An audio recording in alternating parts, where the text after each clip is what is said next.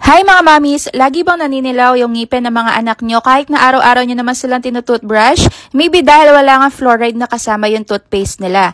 May nakita nga ako dito sa may Hegger Baby. Ito nga yung Kiddy Teeth Defender na may vitamin C and probiotics. Nakakapag-fight nga to ng cavities at naiiwasan ng tartar build-up. Napoprotektahan din ito yung enamel and gums nila.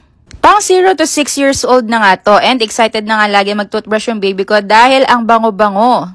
Marami nga din to flavor, kaya etong grapes muna yung pinatry ko sa kanya at talagang natutuwa nga siya tuwing magtutoothbrush siya. 60 grams na nga pala to, malaki-laki at matagal-tagal na din gagamitin ng anak nyo. Lalo na kung hindi maiwasang mapakain yung mga anak nyo ng matatamis, make sure na ganito yung gamitin yung toothpaste sa kanila para maprotektahan nga yung ngipin nila hanggang bata pa sila. Kung makikita nyo dyan habang tinutoothbrush ko siya, mabula talaga kahit nakaunti lang yung ilagay mo sa may toothbrush. Gamit ko nga din pala yung toothbrush dito sa may Hegger Baby dahil sobrang lambot. And hindi nasasaktan yung gums ni baby ko. Ayan, kinuha na nga sa akin at gusto niya, siya na daw yung mag-toothbrush sa sarili niya. So kahit gilgilin niya yan, hindi siya nasasaktan.